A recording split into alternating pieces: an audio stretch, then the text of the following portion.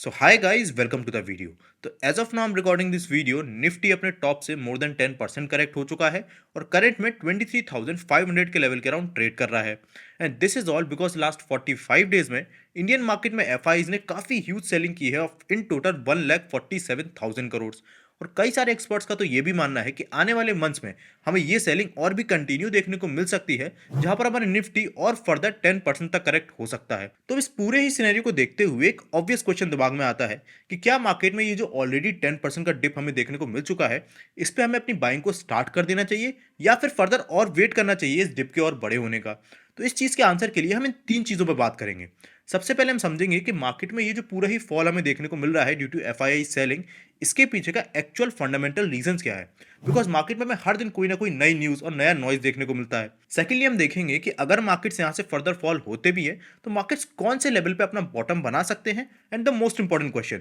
कि इस पूरे बॉटम बनाने से लेके उधर से रिवर्सल तक के ड्यूरेशन पे मार्केट्स को कितना टाइम लगने वाला है। और थर्डली हम ये देखेंगे कि मार्केट्स में वो कौन से ऐसे सेगमेंट्स या सेक्टर्स हैं जहां पर अगर हम इन बॉटम में इन्वेस्ट करें तो आने वाले टाइम में हमें सबसे ज्यादा फायदा मिलने वाला है। बट बिफोर हम अपनी इस डेटा बैक्ड एनालिसिस को स्टार्ट करें, आई वुड रिक्वेस्ट यू कि आप इस वीडियो को अपना 8 सेकंड देके लाइक कर दीजिए, चैनल को सब्सक्राइब कर दीजिए और प्लीज उस बेल आइकन को भी क्लिक कर दीजिएगा। So with this coming to our first point कि इंडियन मार्केट में जो कंटिन्यूस बेसिस पे हमें फॉल देखने को मिल रहा है, जिसके पीछे मेजरली रीजन है एफआईज की सेलिंग। ये सेलिंग अब इतनी हाई कंटिन्यू देखने को क्यों मिल रही है, तो इसके पीछे के एक्चुअली दो मेजर रीजन हैं। सबसे पहला रीजन है यूएस में राइट नाउ जो वहां की बॉन्ड यील्ड है और जो इंटरेस्ट रेट्स है उनके बीच का कोरिलेशन। अब देखिए, जब भी किसी कंट्री के सेंट्रल बैंक्स अपने यहाँ पर इंटरेस्ट रेट्स को कम करते हैं तो उसका डायरेक्टली इंपैक्ट होता है उस कंट्री की fix income securities like bonds वगैरह पे। बिकॉज उन बॉन्ड्स वगैरह के भी इंटरेस्ट रेट जो है वो फॉल होते हैं। पर इस बार यूएस के केस में कुछ डिफरेंट ही हो रहा है। बिकॉज वी ऑल नो कि यूएस ने सितंबर के मंथ में और फिर नवंबर के मंथ में अपने यहाँ पर जो इंटरेस्ट रेट्स है उसको कम किया था। अब इसके अकॉर्डिंग अगर आप यूजुअल केस देखोगे तो उसके हिसाब से इनकी जो गवर्नमेंट बॉन्ड की यील्ड्स थी, जो कि इनके 10 ईयर गवर्नमेंट बॉन्ड है, वो यील्ड भी कम होना चाहिए। बट सितंबर के मंथ से आप देखोगे कि वो यील्ड्स कम होने की बजाय और फर्दर लगातार हमें बढ़ती हुई देखने को मिल रही हैं। अब ये इंक्रीज क्यों हो रहा है, इसके पीछे भी स्ट्रेंज रीजन है और वो है डोनाल्ड ट्रंप की victory in US. Because Donald Trump ने अपने इलेक्शन की कैंपेन के वक्त ये अनाउंस किया था कि अगर वो यूएस में इलेक्शन जीतते हैं प्रेसिडेंट का, तो वो कॉर्पोरेट टैक्सेस जो कि राइट नाउ 21% के राउंड है यूएस में, उसको कम करके 15% के राउंड कर देंगे। और अगर ऐसा होता है तो कॉर्पोरेट्स की प्रॉफिटेबिलिटी बढ़ेगी, जिससे वो अपने बिजनेस को और फर्दर एक्सपेंड करेंगे। एक्सपेंशन करेंगे तो ज़्यादा इंप्लॉयज़ को हायर करेंगे और ज़्यादा इंप्लॉयज़ को हायर करेंगे तो लोगों के अमंग जो पैसा है वो बढ़ेगा। और जैसे ही पॉपुलेशन के अमंग पैसा बढ़ेगा तो चीज़ों की डिमांड फर्दर इंक्रीज होगी ड्यू टू स्पेंडिंग और फिर से इकोनॉमी में इन्फ्लेशन बढ़ सकता है। अब इस पूरे ही सिनेरियो के चलते रिसेंटली यूएस फेड के जो चेयरमैन है, उन्होंने एक अनाउंसमेंट करी कि वो नहीं चाहते कि इन सारी सिनेरियो के चलते यूएस में वापस से इन्फ्लेशन जल्दी ही बढ़े। तो इसीलिए आने वाले टाइम में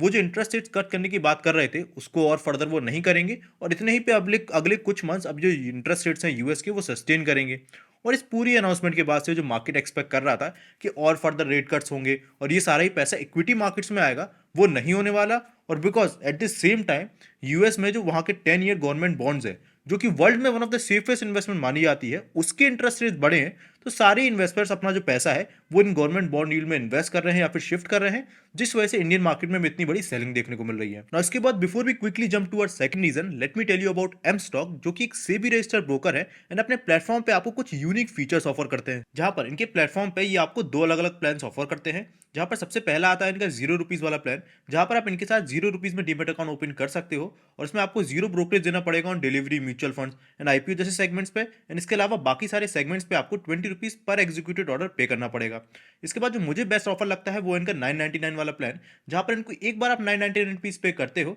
और आपको जीरो ब्रोकरेज लगता है delivery, intraday, FNO, mutual fund और सारे ही सेगमेंट्स पे फॉर लाइफ। एंड इसके बाद अगर आप इनको एडिशनल ₹999 पे करते हो तो आपके जो एएमसी चार्जेस हैं वो भी लाइफ टाइम के लिए जीरो हो जाते हैं। Apart from this, one interesting thing about them is कि इनके जो मार्जिन ट्रेडिंग फैसिलिटी ऑफर करते हैं उसके इंटरेस्ट रेट 6.99% से ही स्टार्ट हो जाते हैं, जो कि इंडस्ट्री में लोएस्ट है। और इसके कंपैरिजन में अगर आप बाकी ब्रोकर्स को देखोगे तो उनके इंटरेस्ट रेट 12% तक होते हैं। इनके प्लेटफॉर्म पे आपको फंडामेंटल डेटा से लेकर टेक्निकल चार्ट सारी चीजें देखने को मिल जाती हैं और इनके सुपर फास्ट ऑर्डर एग्जीक्यूशन के चलते एक क्लिक में आप ऑर्डर एग्जीक्यूट कर सकते हो और प्लेस भी कर सकते हो। प्लस इनके क्विक वॉइस सर्च के चलते आप किसी भी स्टॉक को वॉइस कमांड से ही सर्च कर सकते हो। एंड एट लास्ट, अगर आप क्रेडिबिलिटी की भी बात करो तो एम स्टॉक को इस पूरी इंडस्ट्री में 2 ईयर्स से भी ज़्यादा का एक्सपीरियंस हो चुका है, जहाँ पर अपने 15 लाख से भी ज़्यादा यूजर्स का लास्ट एक साल में ही 145 करोड़ से भी ज़्यादा का ब्रोकरेज सेव करा चुके हैं। एंड अगर आप बात करोगे इनकी बैकिंग की, तो ये जो पूरा ही प्लेटफॉर्म है ये मेरा एसेट के थ्रू बैक्ड है, जिनको इस पूरी इंडस्ट्री में 20 ईयर्स से भी ज़्यादा का एक्सपीरियंस है। तो एम स्टॉक का लिंक मैंने आपको डिस्क्रिप्शन बॉक्स में प्रोवाइड कर दिया है, तो डू चेक इट आउट। अब इसके बाद अगर इस पूरी सेलिंग की सेकंड रीजन की बात करें,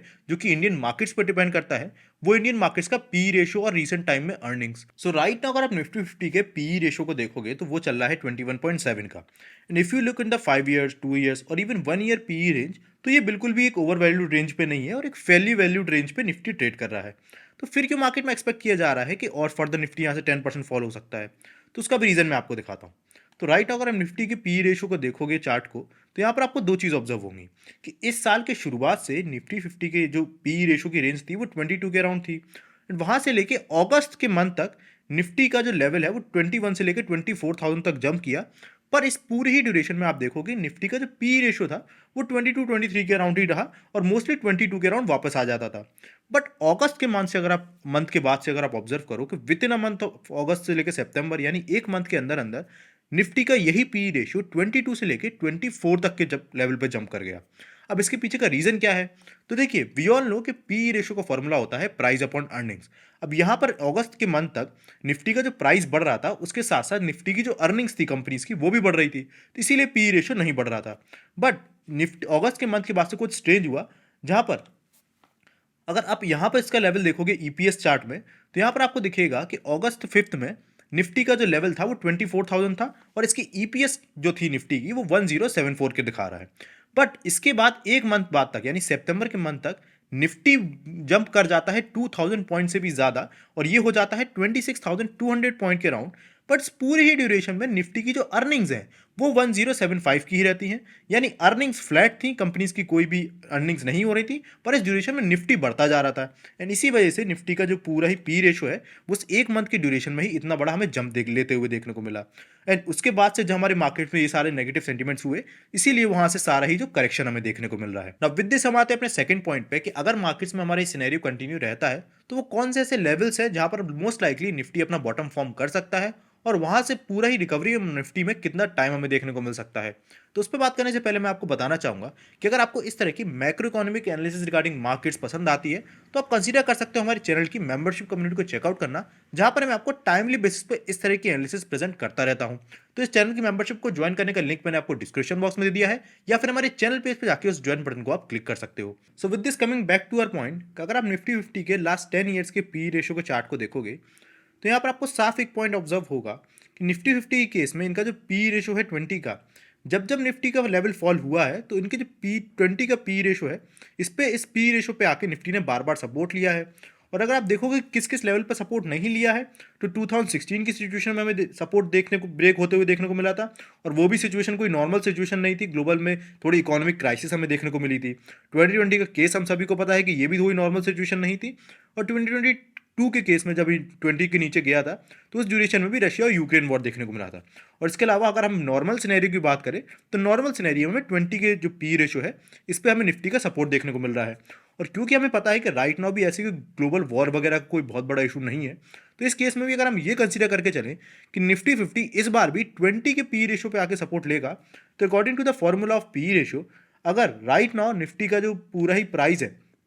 वो हमें कैलकुलेट करना है कि किस लेवल पे वो सपोर्ट लेगा, तो अगर हम पी रेशो मान लें कि 20, जो हमें देखा कि 20 के सपोर्ट लेगा, इनटू कर दे अर्निंग्स को जो कि करंट में चल रही है 1086 की, तो हमारा लेवल निकल के आएगा 21,720, यानी ये वो लेवल है जिस पे मोस्ट लाइकली निफ्टी अपना सपोर्ट बना सकता है।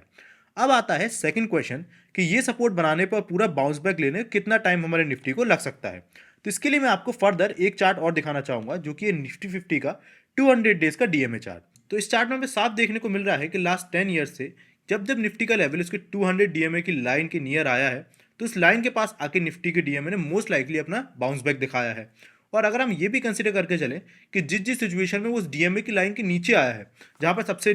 बड़ी बड़ी जो हमें लाइंस देखने को मिल रही हैं वो ये 3 देखने को मिल रही हैं, जहाँ पर 2016 का केस, 2020 का केस और 2022 का केस हमें देखने को मिल रहा है, जहाँ पर निफ्टी का लेवल 200 डीएमए की लाइन के काफ़ी नीचे आया है। तो ये तीनों ही सिचुएशन में आपको बता दूं ये कोई नॉर्मल सिचुएशन नहीं थी, और ये तीनों ही एक तरह से ब्लैक स्वॉन इवेंट था जहां पर ग्लोबल फाइनेंशियल क्राइसिस एक तरह से हमें देखने को मिल रही थी। वहीं पर इसके बाद अगर हम ये वाले तीनों पैटर्न देखें, जहाँ पर 200 डीएमए की लाइन के नीचे तो आया, पर ज़्यादा नीचे ना आके थोड़े टाइम बाद यहाँ से बाउंस बैक किया, तो इस लेवल को अगर हम निफ्टी के टेक्निकल चार्ट्स पे ऑब्जर्व करें,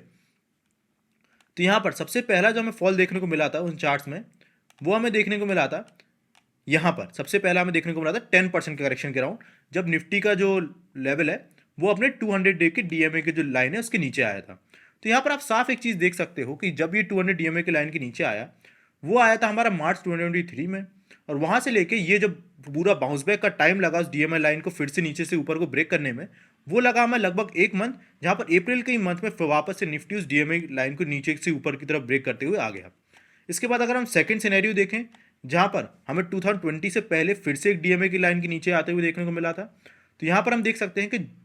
जून 2019 में फिर से डीएमए की लाइन नीचे की तरफ ब्रेक हुई थी, जब निफ्टी 11% के राउंड करेक्ट हुआ था, और फिर वो डीएमए की लाइन ब्रेक हुई थी हमें अराउंड अगस्त में, और इसको स्टूर ही अगर आप चेक करोगे तो विद इन अ मंथ यानी सितंबर के मंथ से वापस से इस 200 डीएमए की लाइन को निफ्टी ने नीचे से ऊपर की तरफ ब्रेक किया, और फर्दर निफ्टी में जंप देखने को मिला। अगेन आप इससे पहले वाला भी केस देखोगे 2019 से पहले का,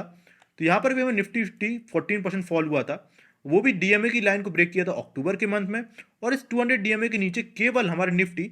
एक मंथ यानी नवंबर के मंथ तक सस्टेन किया, और फिर उसको डीएमए की लाइन के ऊपर आ गया। तो ये तीनों ही जो सिचुएशन है ये हमें दिखाती है कि जब जब निफ्टी 50 अपने 200 डीएमए की लाइन को ब्रेक करता है, जो कि राइट नाउ हम देख सकते हैं कि काफ़ी नियर है उस ब्रेक करने के, तो उसको ब्रेक करने के बावजूद निफ्टी उसके नीचे केवल एक महीना ही सस्टेन किया है, और उसके बाद से हमें निफ्टी में एक बाउंस बैक देखने को मिला है। तो अब इधर अगर हम ये भी कंसीडर करें कि निफ्टी यहाँ से 21,700 तक के लेवल तक भी फॉल होता है, फिर भी पास्ट डेटा ये बताता है कि with in a month Nifty वहाँ से भी हमें बाउंस बैक देखने को मिल सकता है। पर याद रखिएगा, ये किसी भी तरह की कंपल्शन नहीं है कि ऐसा हो ही, केवल ये हमने पास्ट डेटा पे आपको एनालिसिस करके बताया है। अब विद दिस हम आते हैं अपने थर्ड पॉइंट पे, जहाँ पर मैं आपको डेटा के बेसिस पे ये दिखाऊंगा कि जब यहाँ से मार्केट रिवर्स हो गया आने वाले टाइम में, तो ऐसे कौन से सेक्टर्स हैं जिनमें इन्वेस्ट करके आपके सबसे ज़्यादा चांसेस हैं कि आप सबसे अच्छे गेन्स मार्केट में कमा सकते हो। तो इसके लिए सबसे पहले मैं आपको एक डेटा पे लेके चलता हूँ।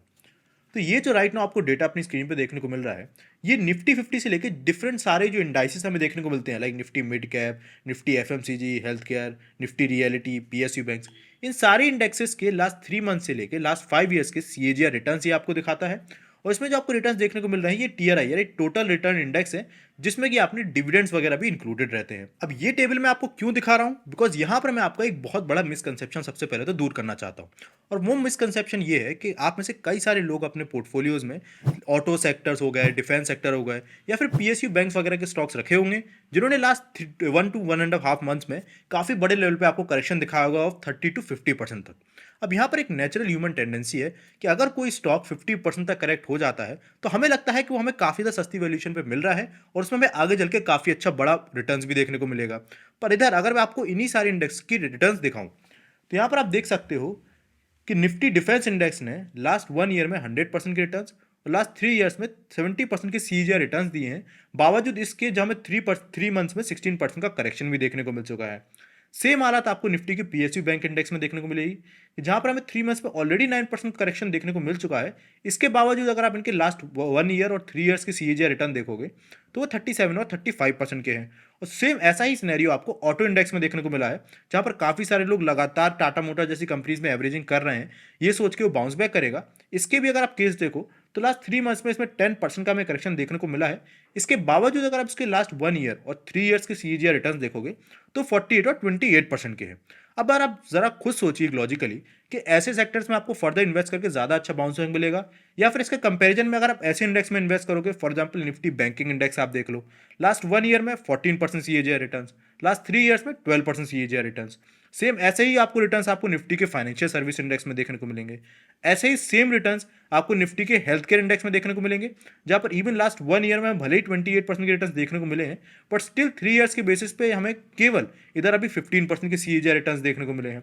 सेम चीज़ हमें निफ्टी के एफएमसीजी इंडेक्स में देखने को मिल रहा है, जहां पर हमें 1 और 3 ईयर्स के बेसिस पे केवल 17 to 15% के सीएजीआर रिटर्न्स देखने को मिल रहे हैं। अब इस डेटा को देखने के बाद आप खुद लॉजिकली सोचिए कि जब मार्केट्स यहां से गिरने के बाद वापस से बाउंस बैक करेगा, तो आपको क्या लगता है कौन से सेक्टर्स आपको सबसे अच्छा जंप देंगे? ऐसे सेक्टर जिन्होंने पिछले 1 से 3 सालों में कोई भी बेटर रिटर्न्स नहीं दिए हैं और ऑलरेडी काफ़ी ज़्यादा अंडर परफॉर्मिंग है, या फिर इसके कंपैरिजन में ऐसे सेक्टर्स जो कि ऑलरेडी 1 से 3 सालों में काफ़ी अच्छे रिटर्न्स दे चुके हैं और इवन इस फॉल के बाद भी उनकी ओवरऑल रिटर्न्स आपको काफ़ी अच्छे निकल के आते हैं। So this was all from the video. अगर आपको वीडियो पसंद आया तो वीडियो को लाइक करना मत भूलिएगा। एंड इसके अलावा अगर आप ये जानना चाहते हो कि ऐसी कौन सी फ्यूचरिस्टिक थीम्स हैं जिनमें आगे आने वाले टाइम में आपको सबसे अच्छी रिटर्न्स देखने को मिल सकते हैं, तो उसके लिए आप स्क्रीन पे दी वीडियो को क्लिक कर सकते हो। हम मिलेंगे अपने नेक्स्ट वीडियो में, तब तक के लिए bye bye. Investments in securities markets are subject to market risks. Read all the related documents carefully before investing.